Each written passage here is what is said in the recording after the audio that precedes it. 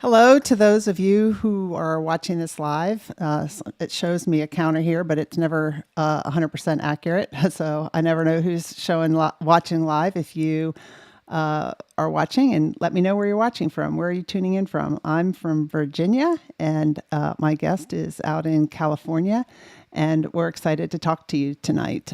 This is the second to last Onward Live show. So this is my last interview. Next week, I'm going live, but just by myself to just share some reflections after, I think it's been about, next week will be the 249th episode that I've done. So I've really enjoyed doing these interviews. Semaan is my guest tonight. And let me bring him in. Hi, Joe. Welcome. Hi, Emily. How are you? I'm great. So you have had a 25 plus year career in sales, and you built a reputation as a new economy sales expert. And I think we have kind of a new economy right now, right? A challenging economy. And Yeah. you spent over 16 years studying and mentoring over 1,000 sales experts and 350 companies. And I think when you did that, you kind of took the best of what you learned and you've put it into some courses and you coach people. And so I'm really excited to have you here. We're not talking just about sales though. We're talking, about how you've created a life you love living because you've overcome some adversity in your life. And I think you really love your life now. So we can talk about that too. So welcome. Thank you. Thank you. Thanks for taking the time. And thank you for investing so much time in doing this over the past few years. That's incredible. I know how much work that can be.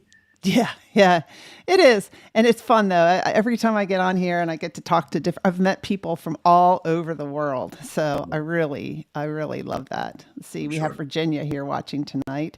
Hi, Virginia. Thank you for joining us. And then we have Virginia Walker watches quite often. And then we have a Facebook user. You're gonna have to tell me who it is. Good evening. I've enjoyed your interviews. Thank you so much. I really enjoy doing them.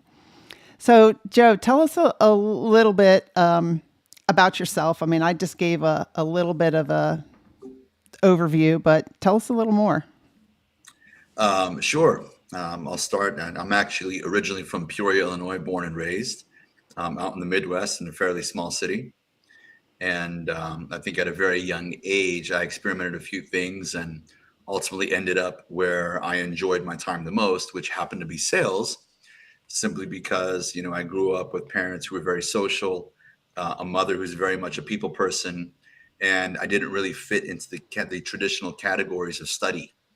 Mm-hmm. Coming up in school, sometimes that's looked down upon. When you're in your youth, when you're in your teenage years.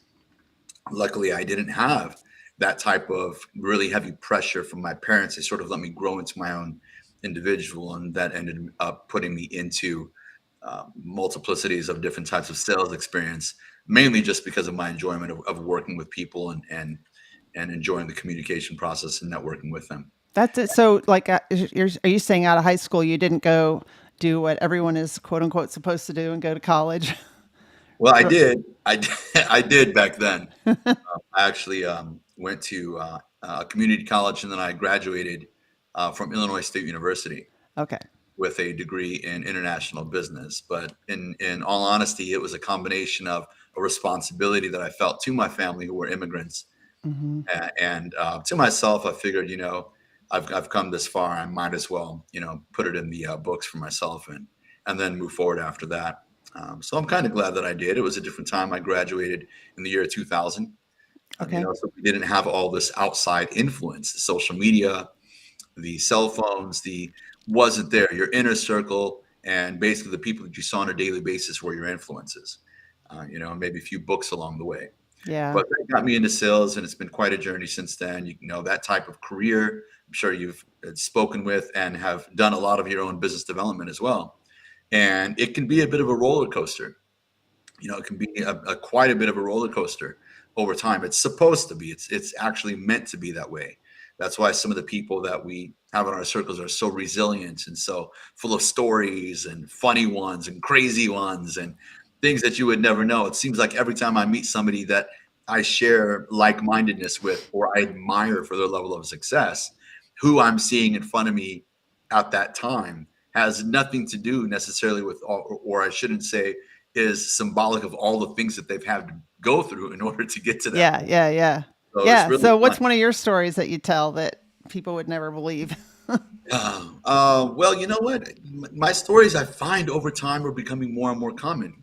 My decision to move to California was an overnight decision after not being happy with the paycheck to paycheck lifestyle I was living, finding myself in a situation where I didn't know what to do. So it's one of those stories where I sort of got up and drove out here and basically lived out of my car for about 4 to 5 months while meeting people who very quickly picked up jobs in sales and so forth, and eventually got myself into, at that time, it was booming once again, the mortgage industry, Hmm.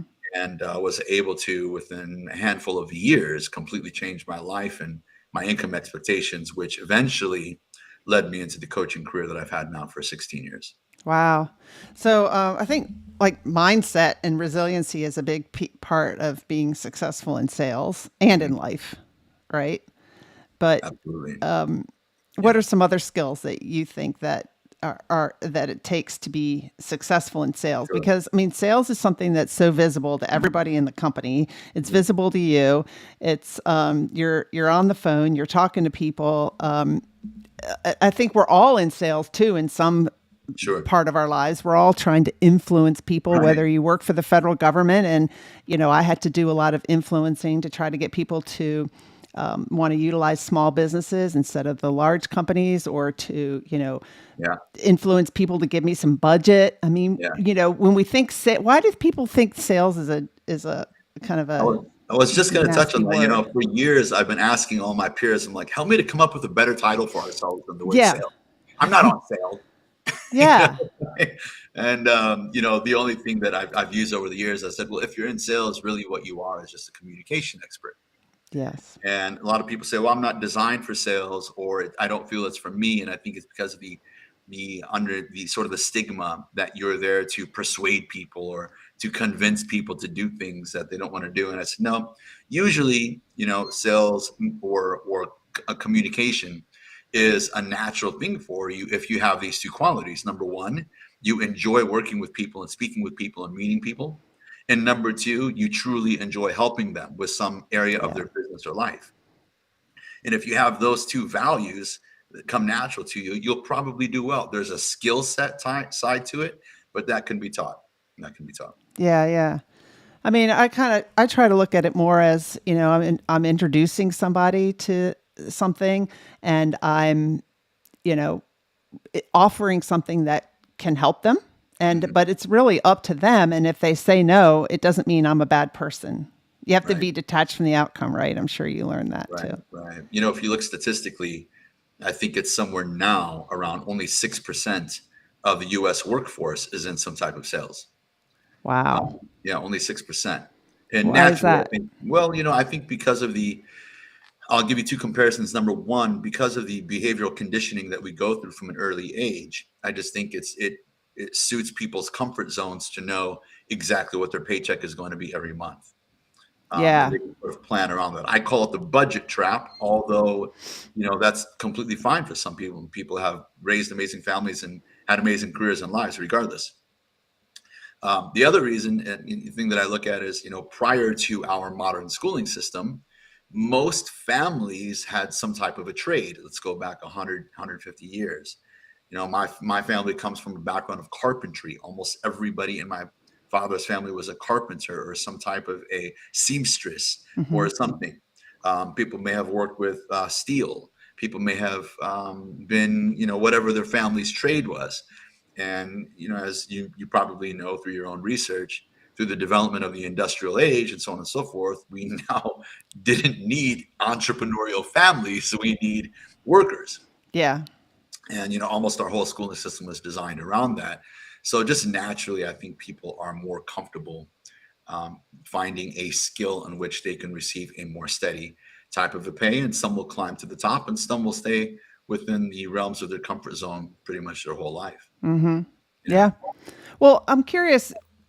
I always ask my guests to select the title for the episode, and you selected Breaking the Matrix Yeah. and Creating a More Rewarding Life. and business. Right, Can you right. have both? Can you have like, because some people are just so focused on work and their business and everything that their life suffers. How do you, or their fitness suffers, or their relationships suffer? How do you create a Well, rewarding you're life really and asking that. business? Yeah, yeah. You're asking me two questions. I know breaking the matrix. The matrix is such a cool word because we all kind of grabbed that word from the movie, and so Yeah. forth. But as I, at a very young age, I was possibly surrounded by some great influences and also inspired to do a lot of reading on leadership and other topics, even in my teens. And so thankfully, I realized now it was a blessing in disguise. I became very self-aware um, more quickly than a lot of people in my environment. And what that did was it allowed me to see in the business environment, particularly is where it started.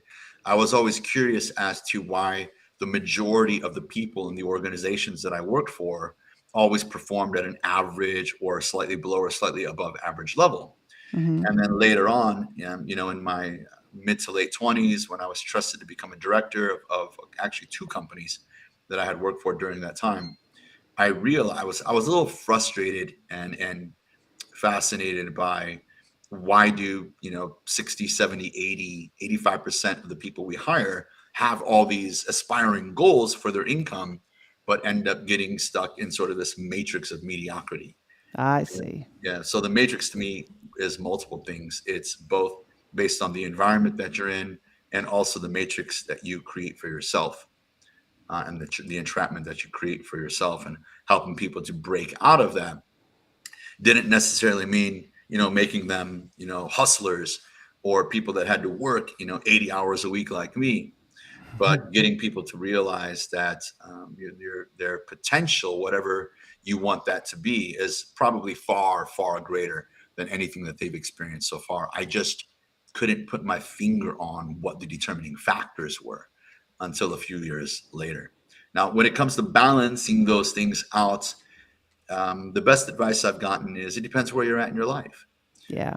If you are quite happy with your circumstances or your ability to provide or what have you in your family, then you can balance things out quite a bit and have a variety of different areas in your life that you're contributing to or receiving from. But if you're having that go-go mentality, like a lot of the viewers and people that we have in our communities, especially in the business world or the LinkedIn type, and you can't really say that you want to accomplish exceptional things and then still expect a constant balance in your personal life. There has to be some type of temporary sacrifice made there. So for Hmm. some people, balance doesn't exist. It's more of a list of priorities.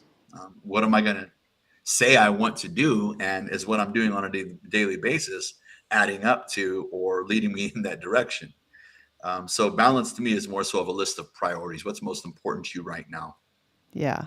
And you're right. We go through these different phases of our lives. Sure. So, Yep. Absolutely. Now, the frustration I had when you're talking about breaking the matrix was, I have a weakness and a strength, which I know for a fact you share. And that is, as somebody who was a young, let's just say, sales leader at the time, I felt at a large degree personally responsible for the performance of the people that were within my care. hmm. I didn't really ever vibe with or agree with these concepts of you either have it or you don't. Hmm. I never really fully agreed with the 80-20 rule, where 80% of your production comes from 20% of your people. I thought that that was a bit insulting to all the other people that had expressed their goals and their dreams with me. And for me to just take that rule and use it as a crutch to defer accountability didn't feel right. Hmm. And at the time, which you've seen a lot of, we had people coming in from the Tony Robbins group and all these different types of coaching activities. But I realized very quickly that, there is a significant percentage of people who really take to that and they're committed to it and they can decode it and find out what those things mean for them in their lives. But most of the people are not really good at consistently going through that decoding process. And so I wanted to, I knew that there was an opportunity, since I have that in my heart, like you and some of the others that we've met, to mentor people. And I felt like, I enjoy teaching. I thought, there's got to be a more practical, more immediately applicable way to mentor people. And for me, particularly, it was in the sales world. That's what began the coaching journey. That was in 2000, January 2006. I made that decision. Okay, got it. And Yeah. so, like, who's your ideal client? My ideal clients on the business side are pretty much sales based organizations with high ticket consulting type activities. It could be in the mortgage, it could be insurance, it could be law firms, it could be tech. Right now, we're doing solar, credit specialists, things like that, that have sales teams of anywhere from 30 to about 300 people.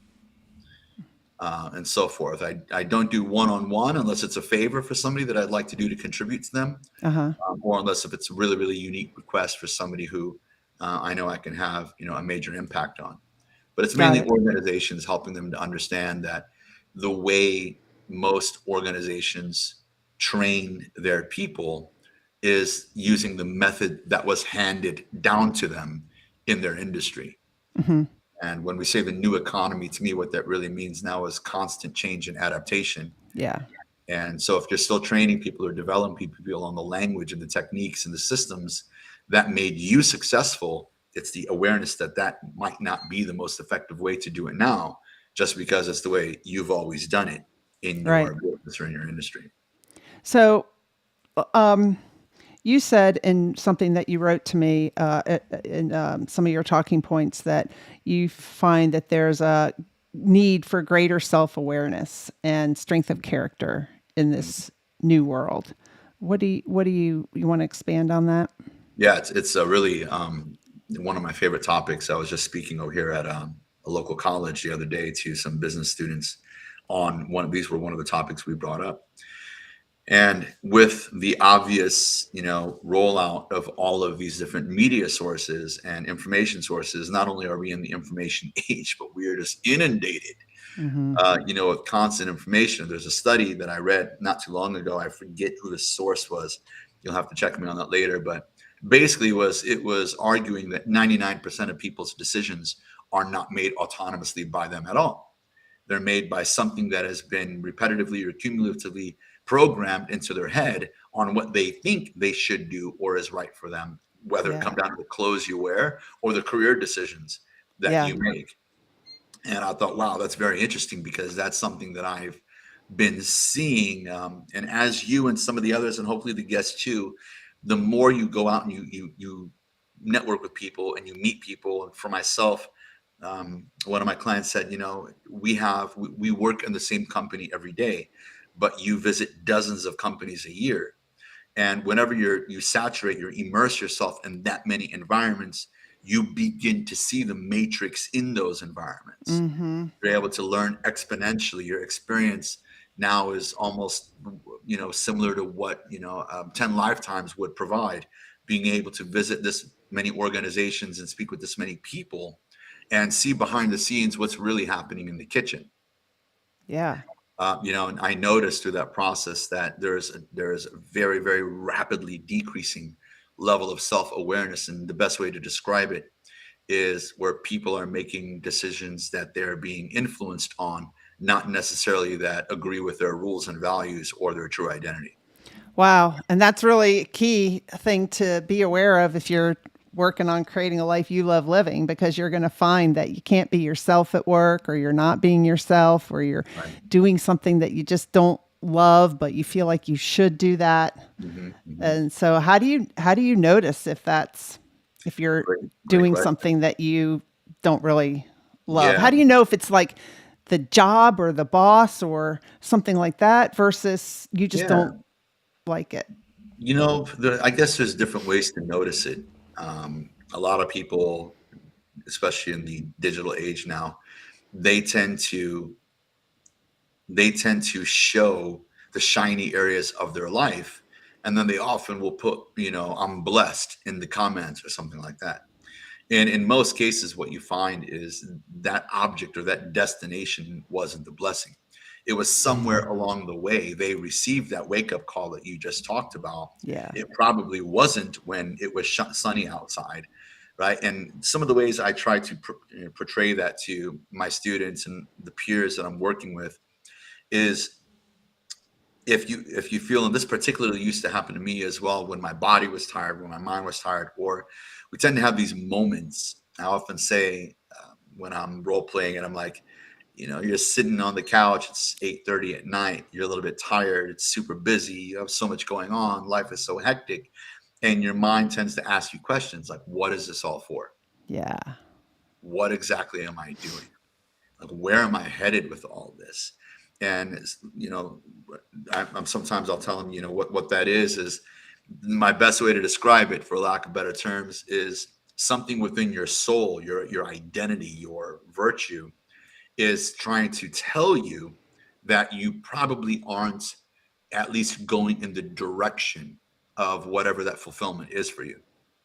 Yeah, but What the course direction you is. have to really be, like you said, sitting down, and then that soul starts to speak to you. But a lot of Mm, times we turn on the TV or then pick up the phone and scroll through social media sure. and really ignore Yeah. that whispering. Yeah. If I know for myself in my career in transparency, when I start getting easily distracted, when I start finding reasons to not focus, whether that be to go spend too much time with friends, or maybe I'm, out and about and attending too many events, or I'm always trying to fill my time with something. It's kind of like I'm trying to escape the reality of um, what is trying to be communicated to myself. Yeah. And it's that, and I always come back to the word progress. I think that's a very powerful word in our line of work. And it's that, you know what, you're probably not making as much progress in some important area of your life or business as you should, or as you used to. You've gotten to some new level of comfort, or maybe you're not even in a comfortable zone, but you as an individual probably aren't growing at least the minimum rate that you're capable of. Yeah. And that lack of growth tends to, spiral into all kinds of weird things. Yeah. Yeah, for sure. Yeah. So, And it doesn't stop. It hits it tends to hit you. It could be once every 10 years. I know you mentioned something, very interesting to me before we jumped on here, and how much time and effort you've put into these, episodes, and your coaching and the service of others. mhm. And so, for me, it was about after, I would say, 12 to 13 years of coaching, that I realized that I was starting to have that feeling again, because after that 10 to 12-year run, that new area of progress that I had accomplished in my career was no longer enough to satisfy that void. It needed to go somewhere else. It needed to grow somewhere else or change somehow. And there's no Yeah. time frame to it. I think it's just something you need to sort of pay attention to. Yeah, that's true. And you mentioned, like, yeah, I think my whole life I've been helping other people or putting the Navy's mission first and my kids and all that. And so Mhm. one of the things I'm working on is focusing on myself. Mm, And that's not selfish. Taking care of my health. My kid's dad passed away like 3 years ago, and I'm the mm, only parent left, and so I really want to be healthy. And so, you said that it's at different times in our lives we have different priorities, and I'm going to be doing more yoga and working out, and I the love old it. Emily would have had a plan. Okay, what am I doing next? I'm going to do something. When I'm letting some podcasting go, so what am I going to fill that space It's with? not on the And calendar. It's not happening. yeah, and my whole life I've been filling the spaces, and I'm just not going to fill the space. Just Yeah. going to see what happens. That's Yeah. progress for me, because usually I'm just filling it with something else. And I can't even imagine, what new epiphanies and what new journeys or circles, or what happens when you do something like that. yeah, I'd love to keep in touch, maybe later on in time, and see what ended up happening. yeah, you just got to wait and see. And a lot of times we like to plan everything and wait and see what your soul tells you to do. You get an inspiration, but it's not going to happen if you don't give yourself some kind of free time Sure. to do you give yourself time to think, to reflect, or you Yeah, just go, go, go, go, go? I think I do in seasons. For example, I'm in one of those seasons right now where the economy is changing super fast, and I understand it myself. But there's new challenges and how that needs to be taught and communicated Mm-hmm. right now. We've just been through a 14-year bullish economy. It's the longest we've ever gone as a country without an economic correction. And during that time, it literally breeds a lack of self-awareness and strength. Yeah. That.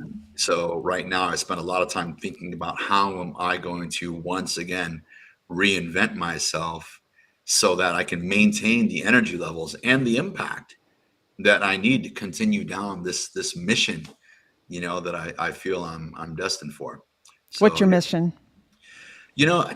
I think it continues to change and change, and only recently have I been really spending some thinking time because I don't think it's ultimately in sales or in business. But I know that those are Mm-hmm. great vehicles to grab attention and to build experience, and skill in. So I know it'll probably it'll continue with the area of education. I'm leaning into partnering with people and other influencers on helping to add to the type of new forms of education we have for youth, young professionals, particularly between the ages of, let's say, 16 to like 22. Mm-hmm. So that may be something that I'm launching going into next year, instead of just focusing on the adult, seasoned business world. Yeah. A lot of the challenges and the problems that I'd like to at least contribute to, I know it'll be much more productive to start people off at a younger age. So what do you tell people? You said that the other day you were talking to some college students, right? Mhm. What do you talk to them about? I broke it down to four necessary skills that are not often taught to them in the business world or in the real world, if you want to call it that. And it narrowed down. Effective communication is always going to be on my list. There are several. I actually took these out of one of my own leadership programs. There are many more lessons that come with them, but I just did a quick, hour and a half highlight of it. Mm-hmm. And number one was self-awareness in authority. And I defined it for them as the ability to not be easily influenced by your environment or others. And for you to be the authority as often as you can in all of your decisions, and to be able to, at least at some level, whenever you can catching it is another skill that you have to build over time. It's a part of self-awareness, but is what I'm doing, what I'm thinking, the direction I'm going, does it really agree with who I am and what my personal rules and values would be? Who am I when I'm the proudest version of myself? What does that look like in the near future? And is what's being told to me, fed to me, or programmed in me, going to take me in that direction? Is it something that truly aligns itself with that? So I think, for the youth, that's a really major skill, especially right now with all of the cosmetic pressure Yeah. and the sexuality going on and all of these different things that, nobody's perfect in. But it's becoming a very, very much, I don't feel like a person of value if I don't fit in with the rest. Mm-hmm. And I think too in school, I mean, just the way the tests are, we're I don't know, how much are we taught to really think and have our own creative and innovative ideas Yeah. and to have that courage to go off and do something that, Mhm. people might scoff at or whatever. Yeah. I mean, look, and it's becoming a more popular conversation. It's becoming a more and more popular. I'm not saying to the masses, but in these circles. And that's one of the reasons why, that ability to think. Just imagine if there was like a thinking class. Remember, we used to have critical thinking. Yeah. There was some version of it, in school years and years ago. I'm not sure what that looks like today. But the idea, I have T-shirts as a club that I have called the Alpha Producer Club. It's when you reach a certain level of excellence in whatever it is that we're training you on, we hand out these T-shirts. They say Alpha Producer, and on the back of the T-shirt it says Free Thinker. Mm. And the five values are communication, confidence, compassion, resilience, and authority. And the thinking part is one of the reasons why I'm a little bit motivated right now to start developing programs for people at a much younger age. Yeah, that would be awesome. Because I think too, um, it's just with social media, uh, we don't really have the, I don't know if the capacity is the right word, but the attention span Mhm. to really think.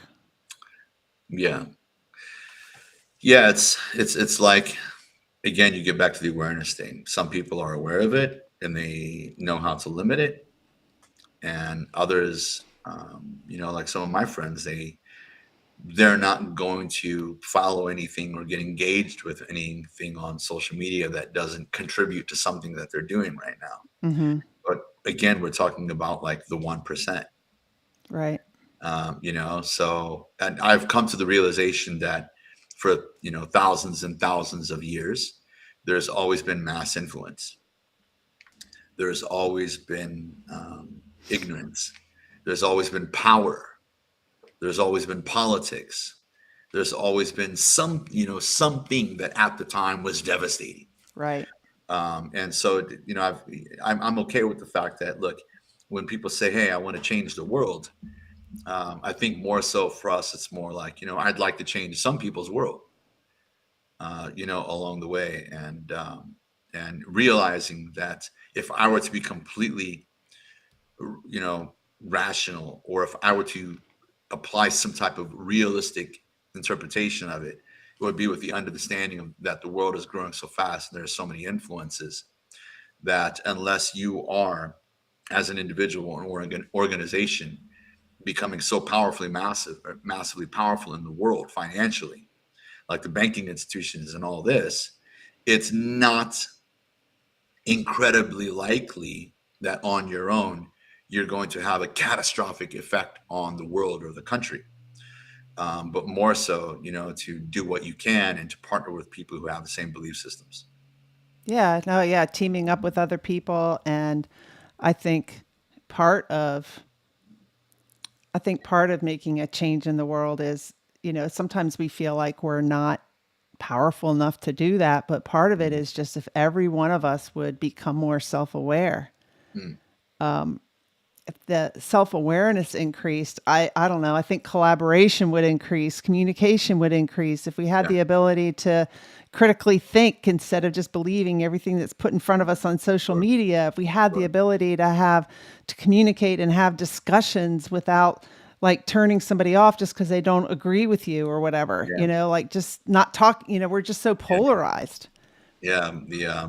I changed the rules to selling. I have a new 20 rules, and rule number one is the one who understands the other individual the most will always have the greatest influence. Hmm. Not the one who thinks they're right, Hmm. not the one who's going to say my point of view is better than your point of view because, not Yeah. the one who says my facts are more important than your facts because, like we see in our world and in our country right now.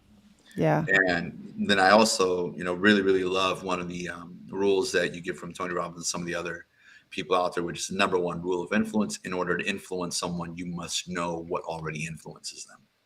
And Mm. so one of the decisions I have to make is, can we make these topics cool? Can we make them cool? Can we make them sexy somehow? And use that level of power and authority, because if that's what's grabbing attention, then going against it and trying to get everybody to just realize the logic of it and the value of it doesn't seem like a very successful mass, impacted campaign. Hmm. It's the to understand your audience and know what gets their attention, then and then through that process try to have whatever impact you can. But you said it very clearly. It's the whole idea of my side against your side, or all these people who are triggered. Even some of the people that I agree with, when it comes to our country or schooling or business, I horribly agree with their delivery. Hmm. They're also attacking in nature. Hmm. They're also polarizing in nature. Hmm. And very rarely do they stop and try to ask questions to understand whoever it is that they're conversing with or debating with's point of view. Very rarely Right. do they stop to try to find at least one or two common interests or goals. It's more so bashing and arguing. And the problem with that is that's now become part of a culture. Yeah. You see it in people's Facebook comments. You see it, you say something intelligent and you get 100 views. You say something controversial and you get a million. So how do you combine those two worlds? And is it time for, people who can have an impact, who can make a difference? Is it time for us to start understanding the game, Hmm. the great game? Yeah. Good point. Good point. Good Instead point. of instead of calling it out, maybe we should learn how to use it. Yeah. Yeah. Hi, Bill. Thanks for joining us tonight. If you have any questions for me or Joe, let us know. So, how was it living in a car? I'll go back to, when you first started, you moved from what, Illinois, right? Yeah, To you gotta love it. California, and you're living in a car. I mean, it had its ups and downs. It's a bit of a blur now, because I'm so grateful for it now. Um, I was coming from Chicago in February 2002, and in Chicago, it was probably like 3 degrees outside, Yeah. and there was ice on the ground. At least you weren't living in a car in Chicago. Oh my gosh, you were And in California. I remember when I got here, I literally started working my first day because I had orchestrated a job interview at a health club during my drive. And I remember it realizing that it was February and like 78 degrees outside. And I thought, who's been hiding this from me? Or did these people lie to me? And it had its ups and downs. And there's all kinds of crazy stories. I mean, I have so many fun stories. We could go on for hours, but one of the ones that sticks out the most is while I was, basically when your back's against the wall and you're fortunate enough to have a good upbringing and some focus, and some faith, you'd be surprised what you can do. And during that time, I remember getting a phone call from one of my best friends who's pretty well off, very successful businessman. And he asked me, how much money do you have in your pocket? And I said, why? What does it matter? And he goes, how much money do you have in your pocket? And I said, let me ask you a question. Yeah. What's the temperature over there?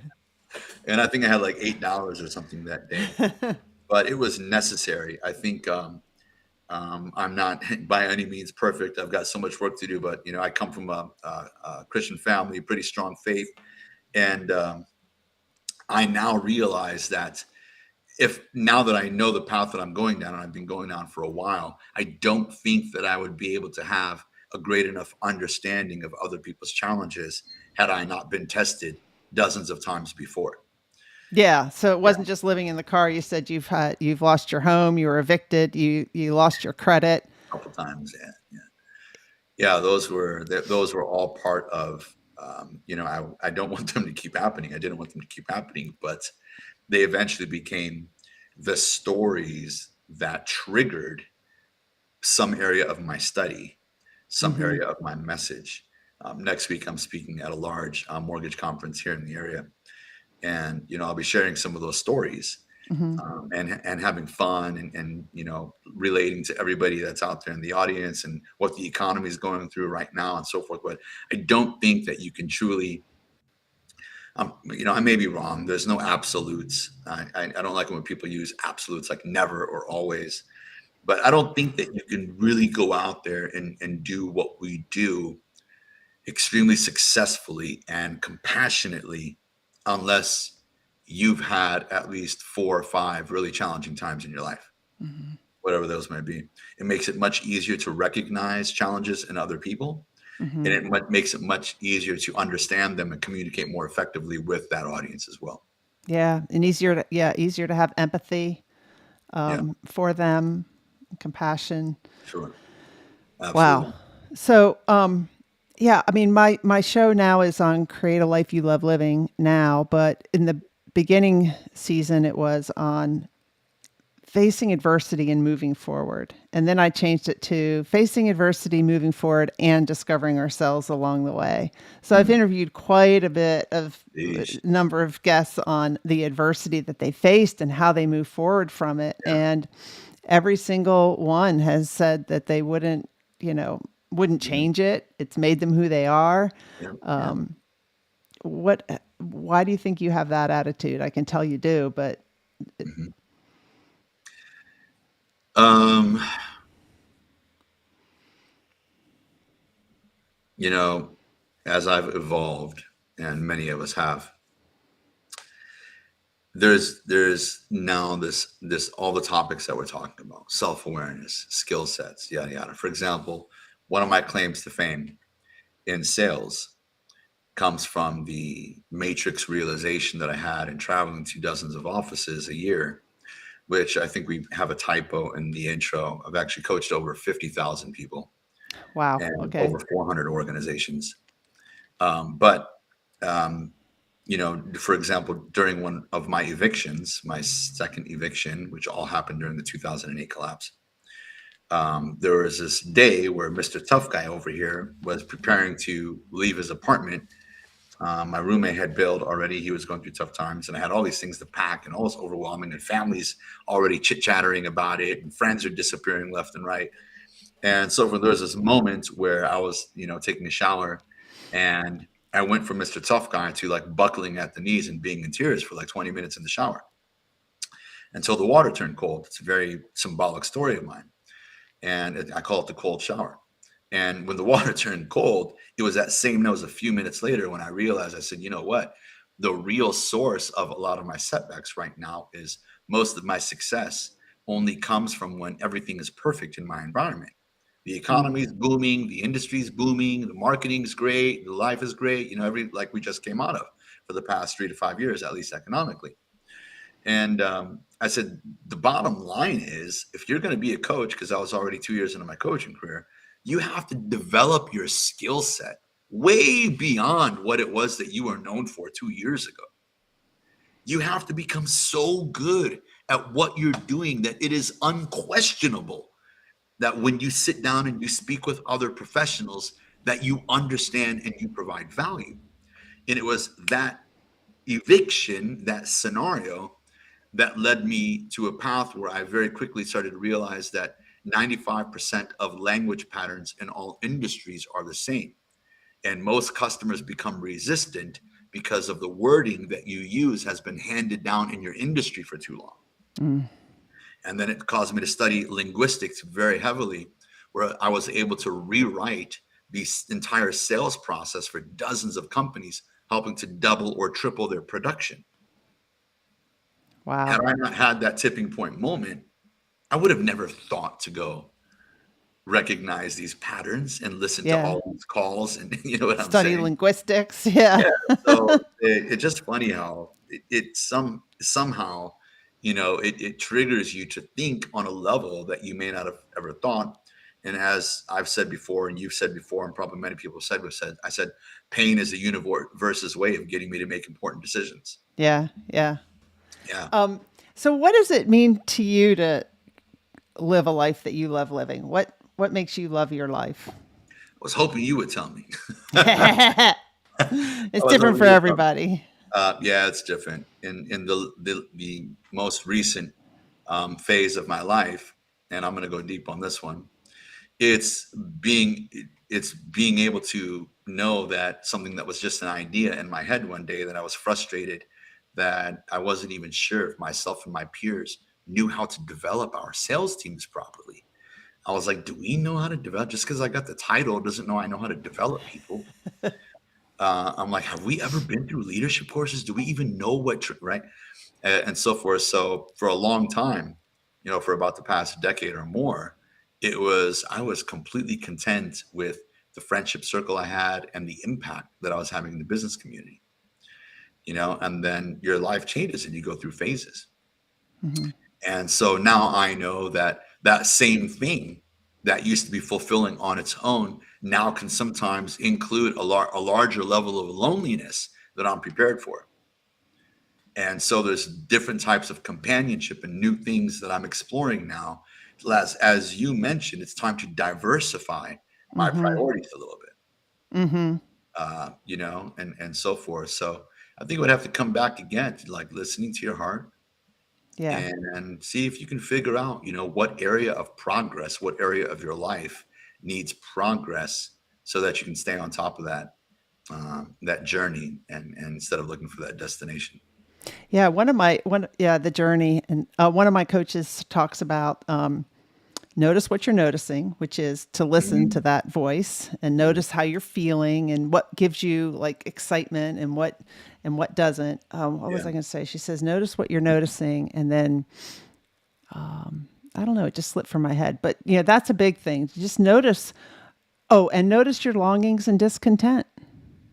Mm. And I think sometimes we notice our longings and discontent and we might think, well, that's just the way it is. I can't really make a change. Mm. Yeah, I don't like my job, but I just got to stick with it. But what if you didn't have to? What if there was another way? And I think sometimes we just get stuck thinking in a certain pattern and believing Sure. the thoughts that come to us instead of getting curious and looking at some other options. Yeah. You mentioned that you raised a family, and I'm sure, because I don't have children and I've never been married. Hmm. Um, I'm sure there were times where you couldn't just wake up in the morning and be like, I'm just going to go explore whatever I want to do, You're right. right? Because you have to support people. I did that. Yeah. Yeah. I had to do that. Yeah. Yeah, you're right. So you might be in a season Yeah. Where you where can't. you got to suck it up and do what you got to do, Hmm. but maybe hopefully with the outcome in mind that, time will pass by and eventually I'll get to venture out and do Yeah. things, and the seasons have become so important to so many people, and recognizing those seasons and the things that you said were so powerful, the noticing, Hmm. those types of things. And there's a lot of popular messages out there. I call them like the Gary V type messages. Like, if you're not happy what you're doing, and I'm like, well, listen, my parents moved here from another country, Yeah. and I'm sure my father would have loved to stay in carpentry because Hmm. he's an artist in it, but that wasn't paying the bills. Hmm. And so he had to go work for Caterpillar Tractor, third shift for 10 years, you know, Yeah. and so forth. He didn't wake up in the morning and say, this is the dream job of my life. He was probably thinking, I'm happy that I have this job so that I can take care of the people I Yeah. need to take care of. I He didn't, agree. yeah, he didn't have this freedom, but I'm sure at one point in time, then maybe these days you don't have to wait till retirement by any means. But then there was a Yeah. It's point in time different where he now. didn't have to work anymore, and he was going fishing all the time and hanging out with friends and, just kind of doing stuff and yada yada. So I think there's so much out there that you don't like your job and you're not happy and you're not doing what you're destined to do, doesn't sometimes take into consideration that what you're doing right now might be what you're supposed to be doing right now, Right. but take into consideration, what direction you'd like to go in. Right. And maybe there's some little things that you could do in your life to make it more something that you love. I mean, you might have to keep pushing through in that job, but Sure. there's, maybe some other things that you could do that would make your life a little bit more Yeah. enjoyable. I find out when people get stressed about money or providing or this and that, there's, this is kind of on the topic, but sometimes I'll sit somebody down and I'll be like, what did you do for fun before? Hmm. And they'll be like, oh, I don't know. I'm like, come on, come on, come on. You got to have something. And oh, I used to play tennis. I'm like, when was the last time you played tennis? Yeah. I'm like, how long does it take to play a tennis match? Right. I promise you, you're gonna fall on the floor after 3 hours. You Yeah, know? and it just Yeah, when you exercise, it just gets you, it helps, take some yeah, of the pressure off of the other areas of your life that you may not yeah, enjoy so much. We just get up, go to, do the same thing every day. Maybe, yeah. I had one of my guests say that every 3 months she tries out something new, a new Mm. experience or something like that. Ooh, So, yeah, expose ourselves to new experiences. If you're yeah, instead of going to the gym every day, if it's a yeah, beautiful day, take a walk outside. I don't know. We yeah. just get stuck in our rut. I know myself and many others. When you have certain set of responsibilities, obligations, or promises that you've made to people, sometimes you can feel guilty, or obligated, to not do those things. Yeah. That no, you should be doing something for this other cause that you have. And you could probably go a little ways with that. But I think, if people don't have the luxury of just jumping out of their industry or their job and doing whatever they want to do, No, yeah, probably the next best thing to start at least including a couple hours a week or even an hour a week with something that you do really enjoy or that you used to do, or, whatever yeah, that looks like to you. I completely agree. Yep. So, okay, so let's see. I've got some places here where people can reach out to you. You're on Facebook Yeah. and also on Instagram and also on LinkedIn, which I think I shared. And I'll put this in the show notes when I publish it as a podcast. But where are you mostly, on Instagram and LinkedIn? Let's say Instagram, LinkedIn. We do have a private community now of about 800 members on Facebook. That's primarily for the mortgage community. Okay. Yeah, but Instagram, LinkedIn, and I'm still that guy who loves getting random messages from people. I'll make time to check them and so on and so forth. I do have a team that helps with some of the formal stuff, as you know, is Mm-hmm. important. But those are the best places to reach out to me. And right now, I'm racing around. Like today, I was physically inside of 3 companies today, Wow. starting at 8:30, and then race back home to jump in the studio with you. But there's tons of changes happening in the economy right now. There's all types of new opportunity. There's also all types of challenges out there right now. I'm involved in a lot of emerging industries, not just the finance world. I'm involved in green energy, solar, the legal space, different financial verticals, and so forth. So sometimes people just reach out and they're like, look, I'm looking for something to get into. I'm not feeling it where I'm at. What would you recommend I do? So even if somebody just wants a recommendation, like, show me the way or show me the money, I'm happy to share some of my thoughts with them as well. That's awesome. Great. Thank you so much for being my guest tonight, Joe. Thank you. I really enjoyed it. And, like I said, you're my last guest for Yeah, a pretty while. symbolic. I feel like it's kind of symbolic. I kind of feel lucky in a way, fortunate. Yeah. Yeah. Well, So thank you again, Emily. Thank you I literally just got to know you today, yeah, but I know. I feel the need to really, really thank you deeply for everything and all the things that you've probably done in the past 20 years for others and even within your own family. So thank you for that. Thanks, Joe. And thank you for everybody who showed up tonight and watched. And for those of you who listen to this as a podcast, we usually have more listeners that listen to it as a podcast than show up live. But I appreciate everybody that showed up tonight. I know that it's a Wednesday night and you got other stuff to do. So thanks for joining us. And Joe, I'll just put you in the green room for a second and play the outro. Got it.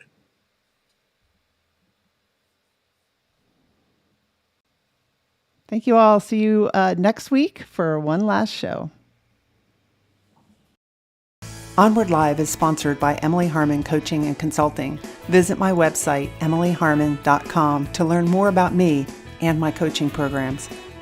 I'd love to help you create a life you love living. Remember, every adversity is our own personal university. Sometimes the lessons are difficult, and we must learn from our experiences. Vulnerability is your superpower. You are lovable and worthy. And we discuss these topics and more because professional is personal. Thank you for joining us, and